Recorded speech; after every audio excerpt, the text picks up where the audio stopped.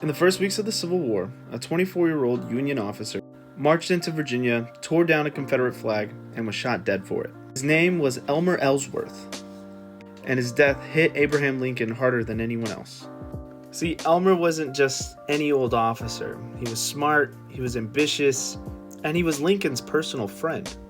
He had studied law under Lincoln, and the president saw him as his own son. He raised the 11th New York Volunteer Infantry, better known as the Fire Zouaves.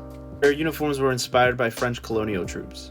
Ellsworth built a regiment of tough firefighters, and their uniforms were very different to other units at the same time. They were characterized with a bright red trousers, a blue jacket, and fezzes. Very, very unique for the Civil War.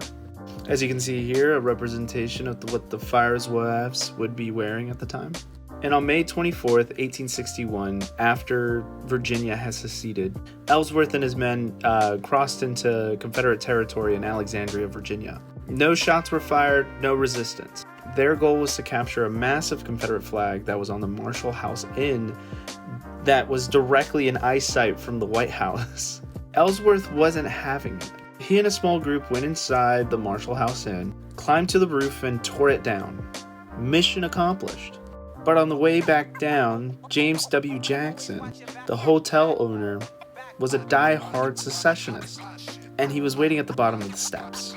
He fired once, point blank, and Ellsworth was gone. One of Ellsworth's men, Corporal Francis Bronwell, immediately returned fire, but the damage had already been done. Ellsworth became the first Union casualty in the war. He had Ellsworth's body laid in the East Room of the White House. And Lincoln wrote, "My young friend, the gallant and brave Colonel Ellsworth, has fallen at the hands of the assassin." Ellsworth's sacrifice inspired a large wave of patriotism.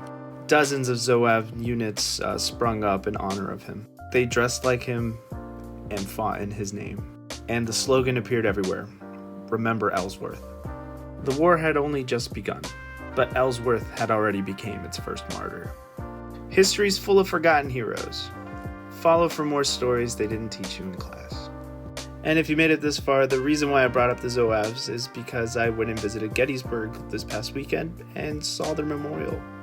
It was pretty eye-opening, and I wanted to learn more.